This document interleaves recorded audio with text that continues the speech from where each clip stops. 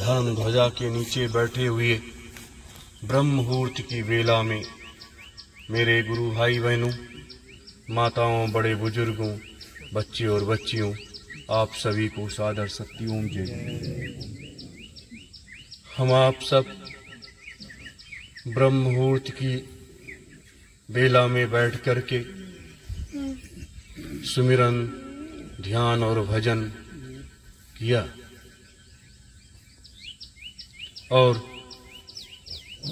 उस परमपिता परमात्मा को प्राप्त करने के लिए अपने उस सतमार्ग पर चलते हुए सतलोक तक जाने के उस मार्ग को प्रशस्त करने के लिए नाम जप किया। मेरे प्रेमीजनों, जब ये सृष्टि की उत्पत्ति हुई, ये सारी चीजें निर्माण करके तैयार की गईं, तब इस मृतलोक की व्यवस्था को कैसे चलाया जाएगा, कौन सी व्यवस्था कहाँ स्थापित की जाएगी, उसके नियम और कानून क्या होंगे और कैसे कैसे देवी देवताओं का उत्पत्ति होगी और मानव जीवन को सतमार्ग पर ले जाने का मार्ग कौन प्रशस्त करेगा। इस तरीके से इस कार्य योजना में हजारों वर्ष लग गए इसको तैयार करने में, और जब हजारों वर्ष लगे इसको तैयार करने में, उसके बाद इस मृतलोक में पृथ्वी की उत्पत्ति होने के बाद, जल की उत्पत्ति होने के बाद, जब मनुष्य रूपी जीवात्माओं को यहां पर भेजा गया, तो ये सुनसान वीरान एक व्यवस्था थी जिसका उसको संरक्षण करने वाला, उसका देखभाल करने वाला कोई भी न था। यह एक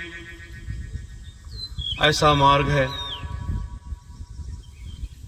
आज जैसे जैसे समय बीतता चला गया, मनु शत्रुपा ने भी यहीं बैठ करके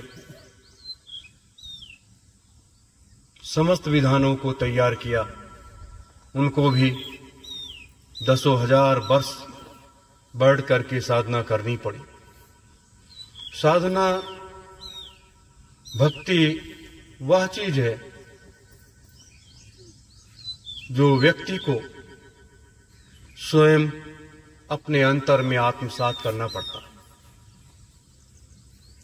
और स्वयं अपने अंतर में उस ज्योति प्रकाश को उत्पन्न करना पड़ता है, और इस मंदिर में बैठे हुए देवता को जो दरवाजा बंद है उसको खोलना पड़ता है। लेकिन ये सब करवाने का मार्ग अगर कोई प्रशस्त करता है तो वो गुरु ही करता है, और इंसान के वश की बात नहीं होती। गुरु वो अलौकिक सत्ता होती है जो ब्रह्म के ऊपर होती है। भले इस वाह्य वातावरण में हम आप सबको सतमार्ग पर ले जाने के लिए वो भी बैठ करके उस परमात्मा को याद करता है, लेकिन उस परमात्मा से ऊपर गुरु होता है। हजारों ब्रह्मा, हजारों विष्णु, हजारों महेश, हजारों लाखों देवी देवता जो सच्चे सद्गुरु होते हैं, उनके श्री चरणों में सुबह शाम रोज साष्टांग लेट करके प्रणाम करते हैं। ये है गुरु की महत्ता। मेरे प्रेमीजन, जिस जगह हम आप सब बैठे हुए हैं, ये जगह पृथ्वी की उत्पत्ति करने जब हुई, उसके बाद सारे विधान तैयार किए जाने लगे। तो इसको पहले से एक संरक्षित व्यवस्था बनाई गई कि इस मृतलोक में ऐसी जगह सुरक्षित रखी जाए जहां पर जब भी कोई आवश्यकता पड़े तो वहां से बैठ करके पूरे मृतलोक की व्यवस्था को बदला जा सके और उसमें सुधार लाया जा सके। और जब भी यहां से जो भी शक्तियां जाएं और वहां पर उनसे भी कुछ ऐसे गलत कार्य होंगे जो पाप और पुण्य में बदलेंगे, तो उस जगह जाने के बाद उनका जो है, तो ये वो जगह है मेरे प्रेमी जनों, जीवन के इस धार में जब व्यक्ति चल पड़ता है, वो अपने पथ का राही बन जाता है, तब परमात्मा भी उसकी मदद करने लगता है। ये लौकिक पारलौकिक मदद की नहीं, सत्य के उस मार्ग की। जैसे अपने लोगों ने अपने गुरु की आज्ञा पर इस बात को संकल्प दोहराया कि हमें उस सतलोक तक जाना है, लेकिन सतलोक तक जाने का मार्ग प्रशस्त कैसे होता है? जब हम अपने नियम से, अपने कर्म से, अपने धर्म से उस मर्यादा में बंध जाते हैं, तभी उस मार्ग को आप प्रशस्त कर सकते हैं। वैसे नहीं मेरे प्रेमी जनों, यह है युग परिवर्तन का समय है। काल की गति तेजी के साथ आगे बढ़ रही है। सतयुग और कलयुग के इस द्वंद्वात्मक युद्ध में क्या होने जा रहा है? यह मनुष्य रूपी जीवात्माओं को ज्ञान होते हुए भी ज्ञान नहीं है। इसलिए कि आज का जो समय है, वो समय की गति एक दूसरे रूप में मानव समाज को रास्ता दिखाने वाले लोग लेकर के जा रहे हैं। और इस काल माया के देश में, जन्म मृत्यु के इस खेल में व्यक्ति उस महानता की ऊंचाइयों तक जाने का हर संभव प्रयास करता है, लेकिन वास्तविक जहां हमारा घर है, जहां से हम आप सब चल करके इस मृतलोक में आए, मां के गर्भ में आए, और मां के गर्भ से फिर जब समय हमें मिला तो हम आप सब मां के गर्भ से बाहर आए, और जब मां के गर्भ से बाहर आए तो लालन पालन होने के बाद हमें किस रास्ते पर जाना चाहिए। हम अपने जब घर से चले थे तो हम अपने उस परिवार को एक वादा करके आए थे कि हम वहाँ जा रहे हैं और वहाँ पर एक ऐसा मार्ग प्रशस्त करेंगे, हम रोज आपके पास आएंगे और रोज वहाँ जाएंगे, क्योंकि हमारा दो घर हो जाएगा। एक ये सतलोक का घर है और एक मृतलोक का घर है। और ये सतलोक और मृतलोक का घर दोनों में बहुत बड़ा अंतर होगा। वहाँ हमारा परम पुरुष, परम पिता, वो परमात्मा सतपुरुष भगवान वहाँ पर हमारा संभाल करता है, और यहाँ पर हमारे परम पूज्य सतगुरु, गुरु भगवान जिनको हम कहते हैं, महात्मा जिनको हम कहते हैं, जिनको सच्चा सदगुरु कहते हैं, सदगुरु कहते हैं, वो इस मृतलोक में गुरु हर व्यक्ति, सभी धर्मों, सभी पंथों, सभी मतांतरों में जो भी होते हैं, वो उस मनुष्य रूपी जीवात्माओं की संभाल किया करते हैं।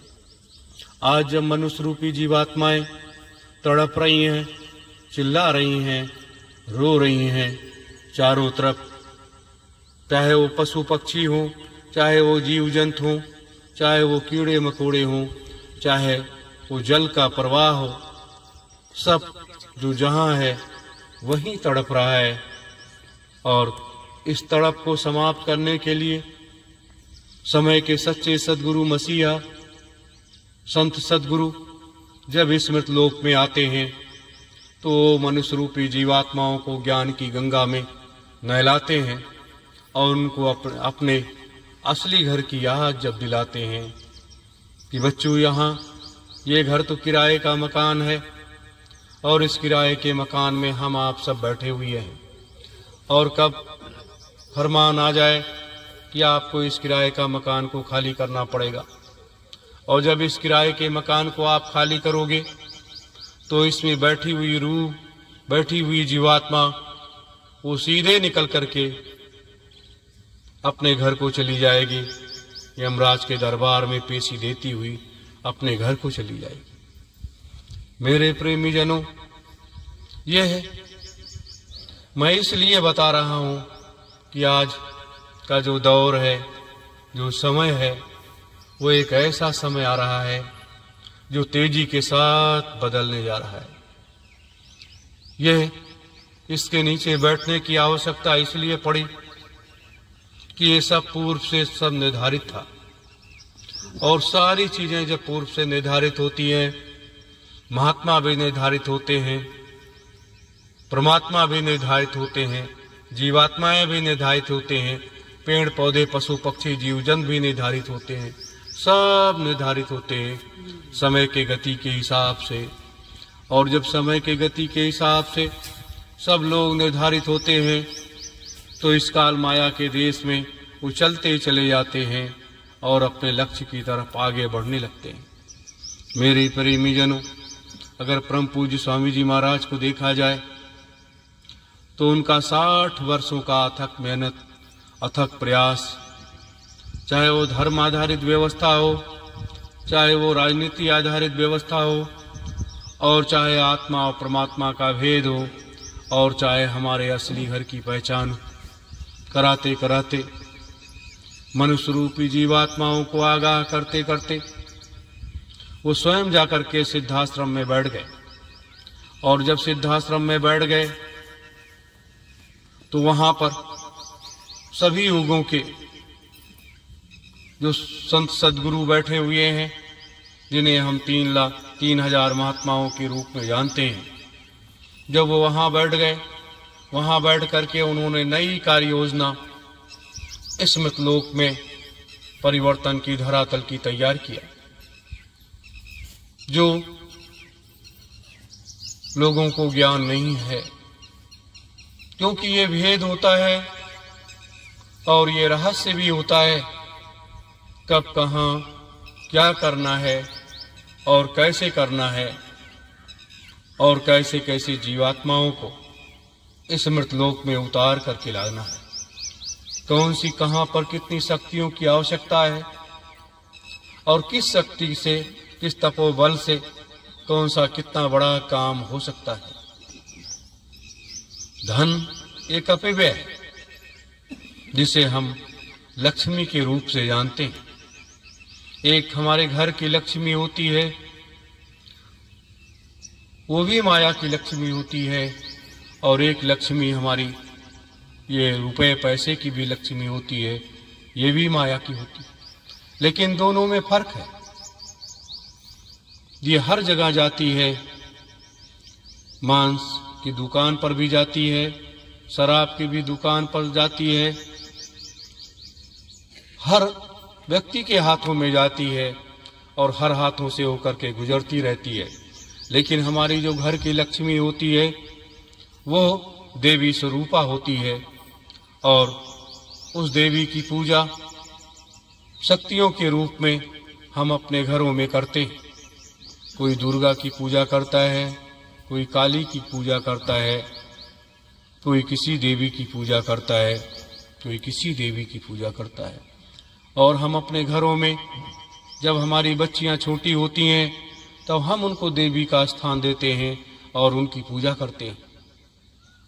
तो ये ऋषियों का स्थान है, नवदात्री माता का स्थान है, जहाँ 9 देवियों ने बैठ करके 88,000 ऋषियों को पुत्रवत उनको संभाल किया और उनके अंदर वो प्रेरणा, वो शक्ति भर दी कि 9 देवियों ने, जिन्हें हम नवदात्री माता के रूप में जानते हैं, 88,000 अपने बच्चों को संभाल करते हुए 75 वर्षों तक उनका संभाल किया और भगवान शिव के द्वारा निर्देशित उन कार्यों को सफल करा दिया। तो असीम शक्तियों का भंडार हमारी देवियों में होता है। सिर्फ हमारी देवियों में शक्ति का ज्ञान न होना, यह एक सबसे बड़ा हो रहता है। मेरे प्रेमी जनों, आज जिस कार्य की तरफ हम आप बढ़ रहे हैं, इसी तरीके से सब लोग आगे बढ़े। ये समय की गति तो लोग जानते हैं, समय की गति हम भी जान सकते हैं, आप भी जान सकते हैं, सब लोग जान सकते हैं। सिर्फ साधना की शक्ति, आपकी तपोबल की शक्ति, आप यहाँ 1 घंटे बैठते हैं, 2 घंटे बैठते हैं, 3 घंटे बैठते हैं, तो इतने में आपके अंदर उस ऊर्जा का संचार होता है और उसको धीरे धीरे वो संग्रहित होता चला जाता है। और जब वो ढेर सारा इकट्ठा हो जाएगा, तब उसका ज्ञान जब आपको हो जाएगा कि अब मेरे पास इन असीम शक्तियों का भंडार हो गया है, तब आप बड़ी आसानी के साथ उस शक्ति से, उस तपोबल से इस कार्य में आप अपनी सहभागिता निभा सकते। यही परिवर्तन का खेल है, यही परिवर्तन का दौर है और ये तेजी के साथ बढ़ता चला आ रहा है। तेजी के साथ, ये नहीं कि 60 वर्ष बीतना है, 100 वर्ष बीतना है, 500 वर्ष बीतना है, 1000 वर्ष बीतना है।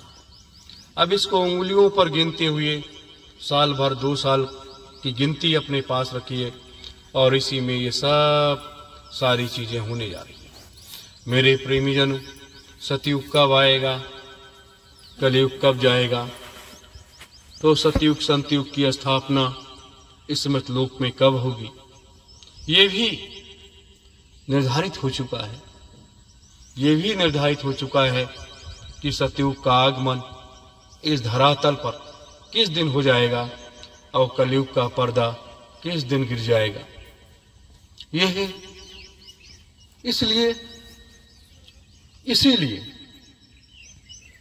एक 1500 व्यक्तियों की एक ऐसी टीम तैयार करनी है। मेरे प्रेमी जनों, देवियों को, बच्चे बच्चियों को और बड़े बुजुर्गों को भी एक इस तरह से लोगों को तैयार करना है कि उनमें, उनके अंदर असीम ऊर्जा का प्रवाह करते हुए और उनको इस मृतलोक की एक कड़ी की उस धारा से जोड़ करके, जिनके माध्यम से ये इतना बड़ा काम किया जा सके। इसके लिए उस आवाज को, उस मार्ग को, उस रास्ते को हम आप जैसे लोगों को तय करना होगा। हम आप जैसे लोगों को तय करना होगा। जैसे राम जी अयोध्या से गए थे और उनको रावण, प्रकांड पंडित रावण तक पहुंचना था, तो अपने मार्ग को प्रशस्त करते हुए वो वहां तक पहुंच गए और अपने कार्य को पूरा करके वापस आ गए। लेकिन वापस आने के बाद भी कार्यों की गति रुकी नहीं, वो अनवरत चलती रही और अंतिम सांस तक उनकी चलती रही। ये होता है क्रम। तो ये हम आप सब बड़े भाग्यशाली होते हैं कि 88,000 ऋषियों की यज्ञ वेदी पर बैठने का मौका मिला है। ये बहुत बड़े अच्छे कर्म होते हैं और उन अच्छे कर्म जब मनुष्य के होते हैं तब उनको ये मौका मिलता है। ऐसे लोगों का पता नहीं कितने जन्मों का पुण्य उदय होता है, या हमारे सच्चे सद्गुरु वो खींच करके लेकर के चले आते हैं कि चलो वहां बैठ करके कुछ भजन कर लो, और वहां बैठ करके आप सीधे सतलोक तक आ जा सकते हो। तो ये गुरु की ही दया होती है, और अंतर में उनका भाव जब जगता है तो आपको जगा करके यहां तक ले आते हैं, और आप इस धारा में तैरने के लिए तैयार हो जाते। मेरे धर्म प्रेमी गुरु भाई बहनों, इस थोड़े से बचे समय में हम आप अपनी साधना भक्ति को भी बढ़ाते हुए और अपने लक्ष्य की तरफ आगे बढ़ते चले जाएं। यही मेरा आप सबों से कहना है, आप सबों से कहना है, क्योंकि ये कार्य जैसे द्वापर में 5 ऐसे महारथियों पर निर्भर हुआ कि ये कार्य आपको करना है, और उधर 5 उधर से और 5 इधर से निर्धारित कर लिया गया, और सबके पात्र निश्चित हो गए, और वो कार्य भगवान कृष्ण ने पूरा कर दिया। तो वो तो द्वापर था, वो तो त्रेता था, वो तो सतयुग था, और ये तो कलयुग है। कलयुग में तो कह दिया गया कि नाम की माला जपते हुए आप इस पार से उस पार जा सकते हैं। नाम की माला जपते हुए इस पार से उस पार हम जा सकते हैं, लेकिन उस नाम की माला की कड़ी की संभाल करने वाला भी कोई व्यक्ति होना चाहिए कि उस नाम की माला की कड़ी कौन संभाल करेगा, और इस पार से उस पार कौन ले जाएगा। कि नाम की माला आप जपना शुरू करेंगे, बीच में एक बहुत बड़ी नदी है, और जो नदी आप जानते हैं क्या क्या भरा हुआ है उस नदी में। एक तो वो खून से लथपथ नदी है, मांस से लथपथ नदी है, अग्नि से लथपथ नदी है, और फिर उसके बाद दूध से बहती हुई नदी है। तो पहले 3 ये आप पार करोगे, खून की नदी पार करोगे, मांस की नदी पार करोगे, फिर आप अग्नि की नदी पार करोगे, फिर आप चौथे उस कड़ी में पहुंचो। तो उस दूध की नदी में आप पहुंच जाओगे। क्यों? तो ये 3 जो नदियां हैं, इनको पार करना कितना कठिन काम है, और वही मनुष्य पार होता है जिसके तलवे के नीचे गुरु की हथेली लगी रहती है। आपके कदम बढ़ते चले जाते हैं, गुरु अपनी हथेली लगाता चला जाता है, और आपको इस पार से उस पार लेकर के चला जाता है। मेरे प्रेमी जनों, इस ब्रह्म मुहूर्त की बेला में ये मैं इसलिए बता रहा हूं कि अब वो इन रास्तों से आपको गुजरना है, और जब आप इन रास्तों से गुजरोगे और स्वयं उस पर चल करके देख करके आओगे, तब आप यहां आकर के इस मानव समाज को एक दिशा देने का प्रयास करोगे। और जब मानव समाज को दिशा देने का प्रयास करोगे तो मार्ग प्रशस्त करने में आप सब सहायक शक्तियां बड़ी आसानी के साथ उस कार्य को कर सकते हैं। मेरे प्रेमी जनों, जीवन की ये मूल धारा है।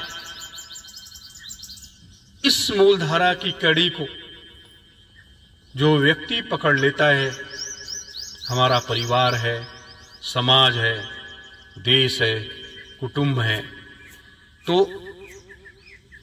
इनके बीच से तो आपको गुजरना है और सभी की मर्यादा को भी आपको रखना है। एक तरफ मर्यादा को भी रखना है कि मर्यादा हमारी तार तार न होने पाए, और एक तरफ हमें उस मार्ग पर चलना भी है। तो कितना संभाल करके, कितना फूंक करके कदम आगे बढ़ाना है। एक समय की बात है जब मनु और शत्रुपा यहां बैठ करके इस जगह पर साधना कर रहे थे। साधना करते करते एक दिन उन्होंने ब्रह्मा से पूछा कि ब्रह्मदेव, इस मृतलोक को बना करके तैयार करना, सारी व्यवस्था करना, सारी चीजें तो आप सबों ने मिलकर के कर दिया, लेकिन क्या इस मृतलोक में सृष्टि है जिस चीज का निर्माण करके आप लोग डालने की तैयारी कर रहे हैं, तो यहां इसकी संभाल कैसे होगी? तो ब्रह्मा जी ने कहा कि इसकी जिम्मेदारी मेरी नहीं है। तो मनु महाराज ने कहा कि अगर आपकी ये जिम्मेदारी नहीं है तो किसकी है? ये प्रार्थना मैं किससे करूं, किसकी आराधना करूं? तब ब्रह्मा जी ने कहा, ये कार्य की जिम्मेदारी निरंजन भगवान की है, आप उनसे इसके बारे में पूछें। जब उन्होंने निरंजन भगवान से पूछा कि हे प्रभु, ये मृतलोक की व्यवस्था जो है, जो बना करके तैयार किया है आपने, तो यह व्यवस्था चलेगी कैसे?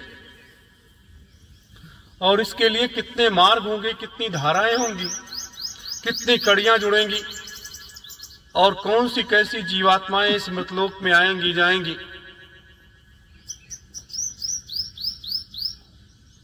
तब निरंजन भगवान ने कहा कि मनु, आपके जीवन की एक कड़ी, जो एक धारा है, उस धारा को अणुओं में बिखेर दो, तो उतनी कड़ियों से ये मृतलोक चलेगा। तब उन्होंने कहा, मेरे पास इसकी शक्ति नहीं है। तब उन्होंने 750 वर्ष जो है, उस साधना करने के बाद उस मंत्र को बताया निरंजन भगवान ने। तो 750 वर्ष जो है, जब मनु महाराज ने